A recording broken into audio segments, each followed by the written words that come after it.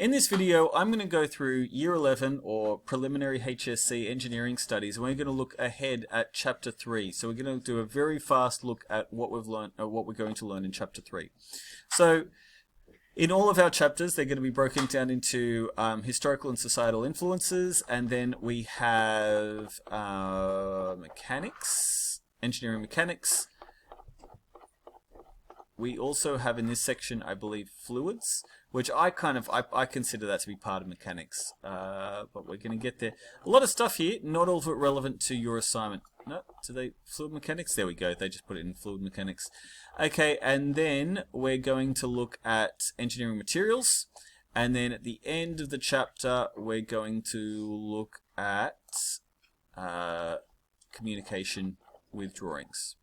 So, we're going to learn about pictorial drawings, which I've already made you do quite a few pictorial drawings, and you're going to do an engineering report, which is what your assignment is on. And I've already handed that assignment out to the students currently listening to this recording. And if I haven't handed out the assignment to this point, definitely let me know, because that's not a great situation.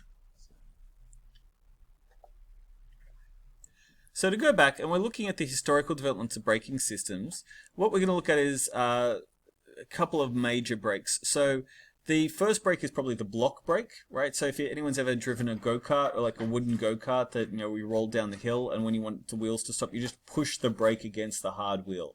That's how horse and wagons, that for thousands of years, that's how you stop them when they started to roll down the hill. Then someone developed a better system, which was the contracting band brake, which was just more effective. It had better stopping power.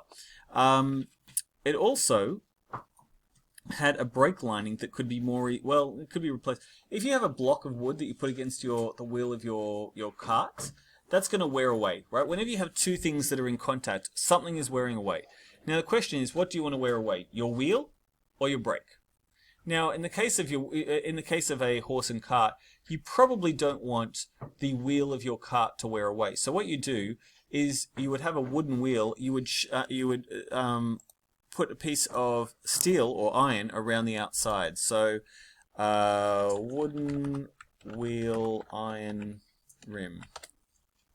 There we go. A wooden wheel with an iron rim.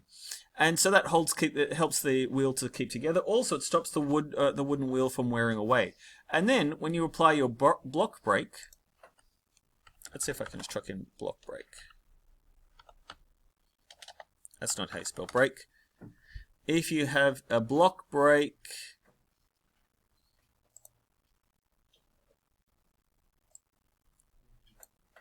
there we go. There's a block brake. And the idea is that the block brake, you could replace that piece of timber. So you want the brake, or that brake lining, which in this case is made out of timber, you want the brake lining to be the thing that wears away, not the wheel. So in the case of this train, which has a block brake, you want the train wheel to be harder than the block brake that is slowing it down. Yep. Now that we've got that concept of block brakes, we also have contracting band brakes, which give you a greater area to apply your braking force to. Then, in 1902, Louis Renault, so the founder of the company, French company Renault, invented the expanding drum brake. I have another video where I go into lots of detail onto this, but we have a drum brake somewhere around that I'll show to you so you can look and see how it works.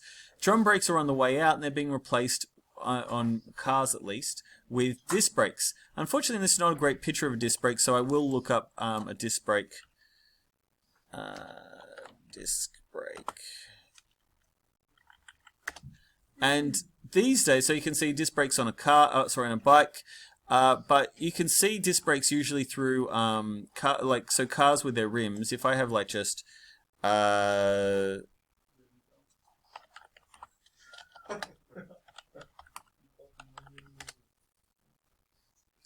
okay, so you can see here, you can see the caliper of the disc brake through the wheel. So start looking around. If you see a car that looks like it's, someone spent money on it, there's a good chance that they've painted their disc brakes.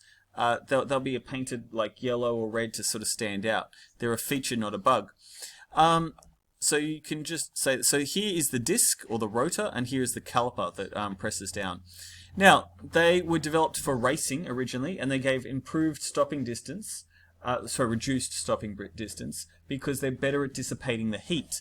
Which brings me to, why do we have brakes? What do brakes do? Fundamentally, from a physical point of view, what brakes do is that they convert kinetic energy into heat via friction. Right? So in your engineering report, the first line or two, you're going to need to describe what brakes do. And the physical process is that they convert kinetic energy into heat via friction. Right? That's why they're called friction brakes sometimes.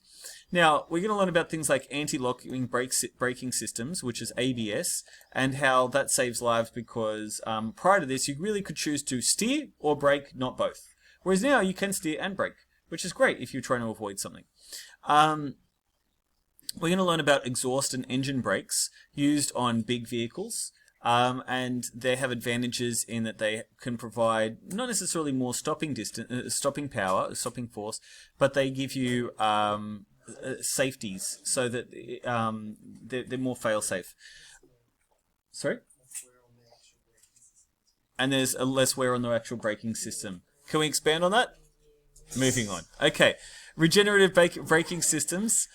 So my wife drives a hybrid. And my next car will probably be an electric vehicle, even though I live in Australia, in a country where we just seem to hate electric vehicles for some reason. Like, we want to be the last country in the world to get on board.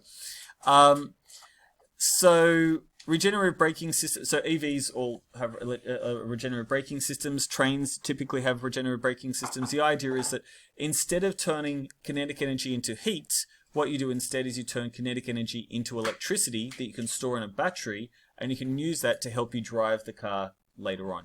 So that's how it would be a hybrid system where you fill up the car with petrol and you get twice as much distance out of it because every time you brake, you recapture some amount of that electricity.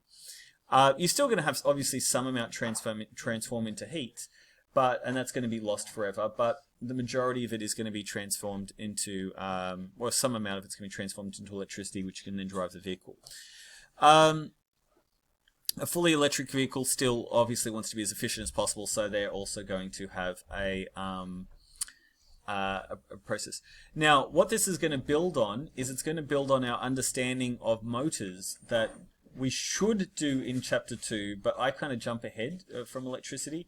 So we're going to come back to that when we get up to regenerative brakes, when we talk about that in more detail. You also need a handbrake.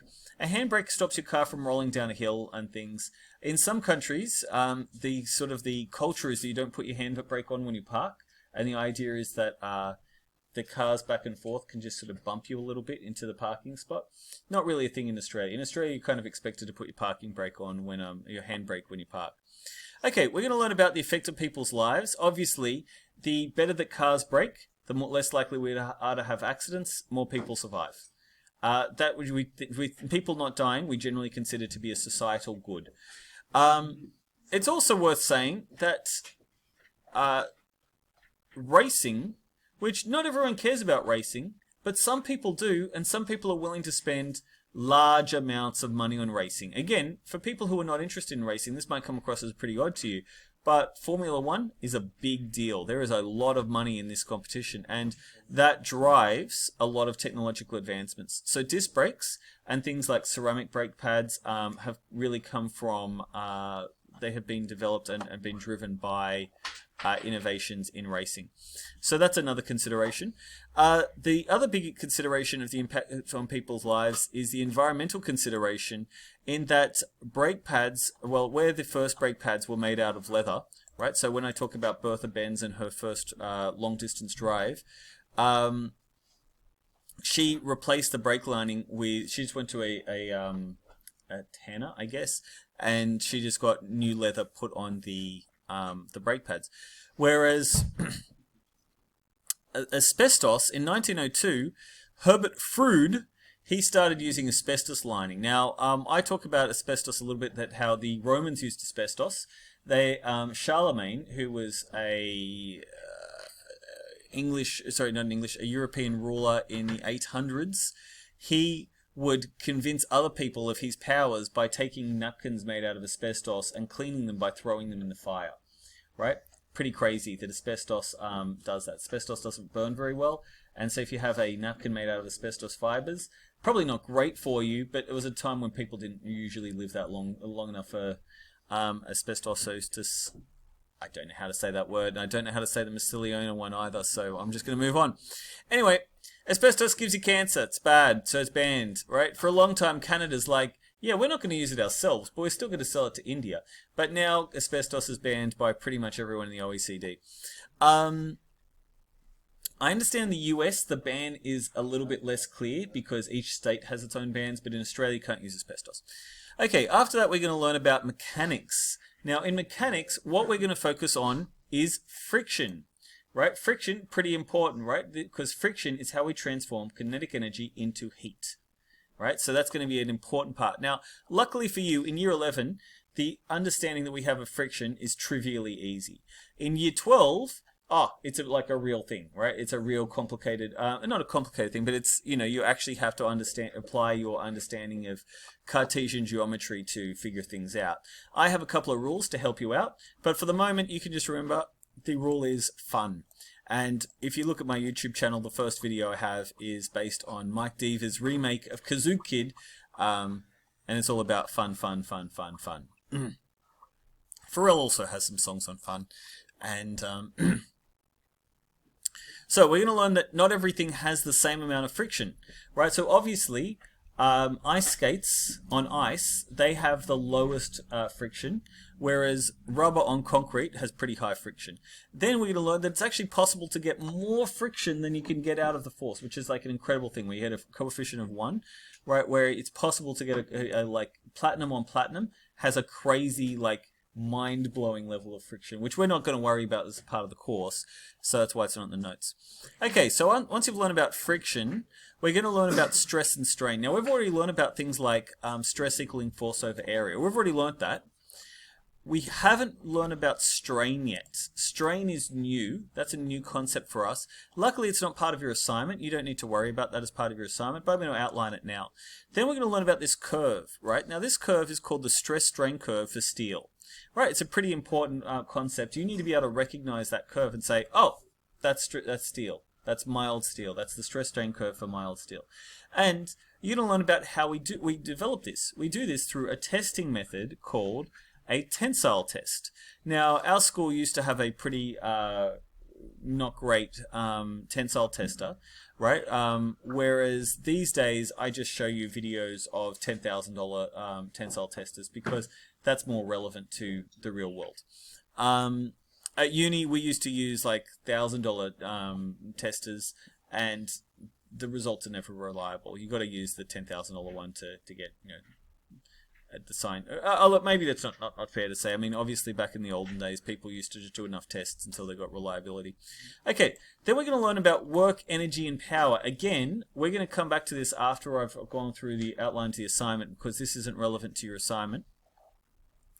But we've already learnt that work is measured in joules, as Drake can tell us, right? As Drake knows it's all about measured in joules, Drake, he says no to calories, but he says yes to kilojoules. Now, because you can't see me doing my head gestures, you just have to be aware that there's a meme, right, about Drake. And if you're not aware of that meme, I have posted that on Facebook. Let me find it for you. Let's see how long it takes for me to find that. Oh, it's going to take a while. Let's see. There we go. Drake's got a song. It's called Work, Work, Work, Work, Work. It's with Rihanna, right? This is from the film clip. And then Drake, he says, where's my picture of Drake? And, oh, there we go. Drake, calories? Nah. Kilojoules? Yeah, that's right. Okay. Kondo also has opinions on this. I personally think this is the better meme format because I'm a big fan of Kondo. Okay, so we're going to learn about energy. Energy is the ability to do work. We're going to learn about two kinds of energy. We're going to learn about kinetic energy, which has moving energy, right? Because remember, friction brakes turn kinetic energy to heat via friction. But we're also going to learn about potential energy, which is just like work. It's just it's work in a vertical direction. When I say vertical, I mean away from the center of the Earth, right? That's or to or from the center of the Earth in that direction. So it's a polar coordinate. Okay, it's the direction that when you drop something, that it falls. Okay, we are worried about fluid mechanics. Fluid mechanics will be in the assessment task. In fluid mechanics, what we're going to worry about... Okay, so this thing about hydrostatic pressure, you don't need to worry about that. This is the reason why watches have a rating, right? Because when you're scuba diving, it's really important you don't run out of air. Because you might say, if you run out of air, why didn't you just go up to the surface? Anyone who dives who could tell me why you don't just go up to the surface? Go. Because the pressure, you'll like explode like a bottle of Coke. Okay, so what happens is when you rise too quickly, nitrogen bulk. Yes, exactly right. That's the right term. So when you rise too quickly, the nitrogen dissolves into your bloodstream. It's no good for you. You get really sick. So this was first developed when we do the history of bridges. When the Brooklyn Bridge was being developed, they dug so deep that when people came out of the cofferdams where they were digging, the caissons, when they came out of them, they decompressed too quickly and they double over in pain, called the bends. Right? They didn't know what it was at the time, so they called it the bends. These days we call it decompression sickness, and yeah, it's really bad for you. It actually has a psychological effect, I believe, as well. Don't quote me on that. Don't quote me on that. Don't quote me on that. Okay. Anyway, the point is, you don't want to be down there too long. So what you need is you need a watch to tell you how long you've been down. But how do you make sure that your watch doesn't break? Because if you go down too deep, your watch breaks. Oh no! Now you're not going to... it's just we need an engineering solution to this problem. So what do? You make your watches that can withstand the high pressure of deep water. Yeah? And you need submarines that can withstand the high pressure of deep water. That's the concept here when we talk about hydrostatic pressure. There was one question in the old HSC in 2010 on hydrostatic pressure. I will show you that question. I will talk about it. It is absolutely something you need to know if you're going to be a civil engineer. At uni, you'll learn about hydrostatic pressure. But for the moment, we tend to not worry too much about this formula. So, you do you. Pascal's principle, on the other hand, really big deal in this subject. I would say that I pretty much put a Pascal's principle question in literally every exam I write. Right? Not every exam, but a lot of exams. Right? From year 11 final exam on, there's a good chance that if I haven't had a Pascal's principle question in the last exam, it's going to be in the next one. It is a high probability. Okay, the idea here is that if you have a small cylinder and you push on it and it's connected to a big cylinder, and as long as there's no gaps in that fluid, if you have an incompressible fluid like brake fluid, if you push on the small cylinder with a small force, you get a big force out of the big cylinder. It's crazy. What do we call that when you get more force out of a system? Mechanical advantage. Now, remember, you don't get anything for nothing. You still do the same amount of work. How do you do the same amount of work? This one here, it's a smaller diameter, but it goes a longer distance. This one has a bigger diameter, so it's going to go a shorter distance. That is exactly right. You're going to get a mechanical advantage out of Pascal's principle. If you compare the areas, you're going to be fine. If you compare the diameters, you're not necessarily going to be fine, because you have to square the diameters to make them a fair comparison. The pi cancels out, but the square, it's a squared relationship. Yeah, so you can't compare the diameters, you have to compare the areas. So the idea is that if this one has 4 times the area, it's going to be 4 times the force. If you know that, you're good. That's all you need to know.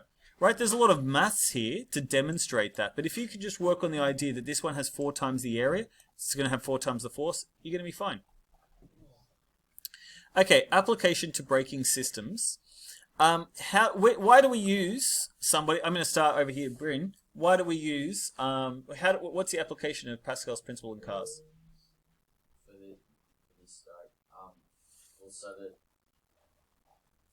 I'm just going to pause. So what I just had there was it allows you to have a strong braking system without really pushing hard on the brake. And this is an important concept that we have other power braking. We have other steps which we're not going to focus on in this course. But there are... Oh, can you elaborate on that? Yeah. I'm going to pause. Excellent. So what I just had then is that what we can do is we can have things like vacuum boosting brakes and also maybe hydraulic inducing brakes. Not really my specialty, so I'm not going to step out too far out of my comfort zone. But what we can do is in the engine, we can actually have a system connected to our brakes here, where we can actually assist the braking process, right? And this is why you generally don't want to try braking your car. Like, so for, let's say you can't turn the engine on. You say, I'm just going to roll down the hill. You can roll down the hill, but your braking won't be as effective when you roll down the hill if you don't have an engine on, because we all take for granted that that assisted braking that we get from power brakes. Again, not the focus of the HSC course, but I'm just saying that, you know, as a small idea to say that it's more complicated than what we go through in the details here. Okay. Next, we're going to look at materials. Now, materials, we're going to focus on steel. There's allotropes of steel. We're aware of this. We know that there's FCC and BCC.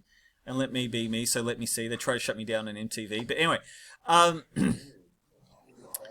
so we have austenite, which is our FCC. We have ferrite, which is our BCC. We have cementite, which is also called iron carbide, or Fe3C. We have pearlite, which is a combination of ferrite and pearlite. We have eutectoid steel. We have hypoeutectoid steel. We have hypereutectoid steel. Now, here we have diagrams that show what these look like. Now, in our previous work on heat treatment, we've looked at these, and hopefully this should be familiar to you. Now, you don't need to go into this into any detail for your engineering report, so I'm not going to focus on that until we get to it.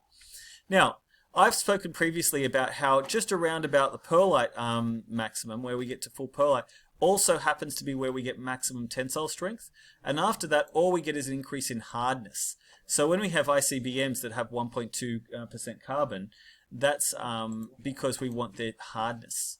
Okay, we talked about martensite. Martensite is a BCT, a body-centered tetragonal, which is acicular, or, anyone?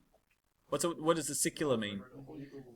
Needle-like, and it is brittle. Excellent. Okay, so we deal with that by tempering, except samurai swords were not. They just had a martensitic edge, but they had a softer back to absorb the shock loads of fighting.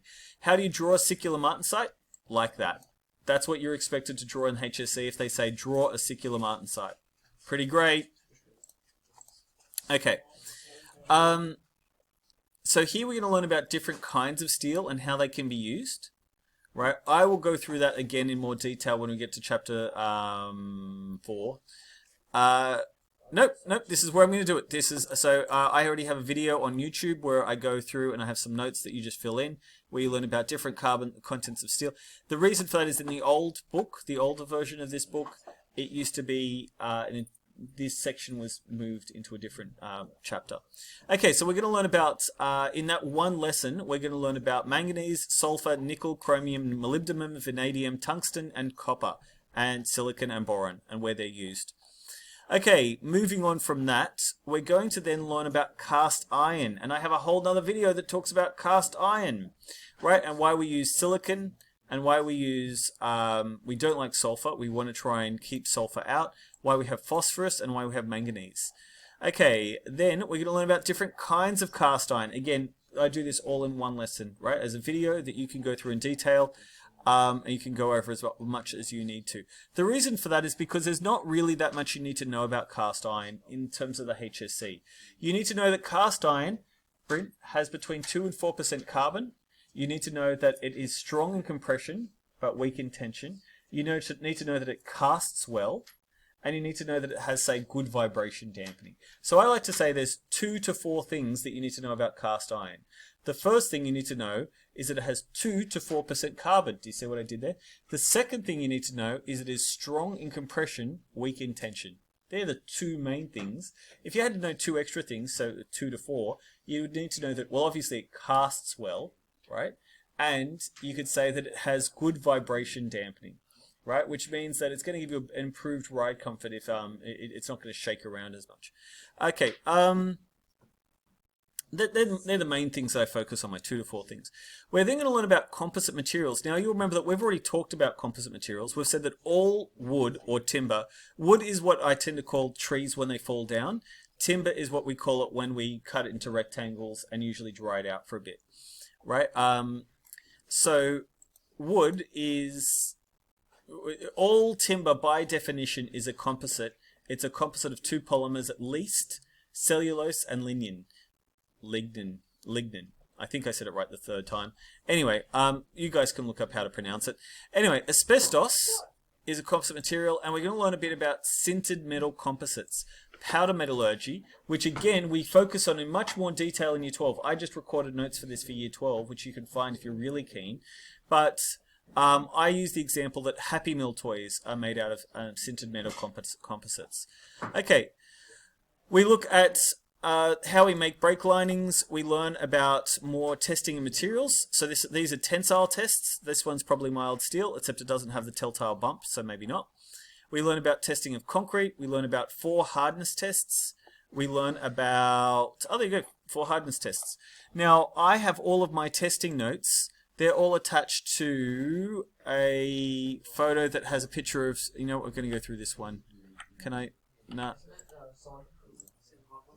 Sorry? It's the one with Sam Rockwell, is exactly right. You're close. You know, I really did want the picture. Scandium. Okay, so I haven't posted this. I haven't posted my mate Sam Rockwell yet. I have a story about Sam Rockwell on Reddit. It's a bit of a sad story, but it's probably not the place for this recording. I may have already done a look ahead, and I've already recorded the entirety of Year 11 notes. So if there's anything that you're like, oh, I want to learn more about that, you can do that. But we don't need that picture. So here's my, now here on this note, I have all of the testing in this course. Tensile tests, compressive tests, slump tests, which are Year 12 thing, transverse Year 12 thing, Year 12 thing, Year 12 thing, hardness tests, impact tests. I think we cover them later. Eddy current, Year 12, thermography is Year 12, magnetic particle tests. Here I talk about concrete testing, curing. Here is Sam Rockwell in one of the greatest movies ever, Teenage Mutant Ninja. I'm disappointed in myself that I said that badly. Teenage Mutant Ninja Turtles. Okay, and on that note, I think that that's where I'm going to end this video, and that's our look ahead for braking systems. Like I said, I have recorded the entirety of the Year 11 course. All of this stuff, if you want to go through additional detail, it's already recorded for you if you want to prep, if you want to learn ahead. But we're going to be going through, for the assessment task, we're going to be going through the brake history with a little bit more detail. We're going to be going through F equals mu n. We're going to be going through, what was the other one? Pascal's Principle. We're going to be going through cast iron and asbestos. That's our focus that we're going to be looking at here. We're also going to be learning about the difference between drum and disc brakes. There we go. We're done.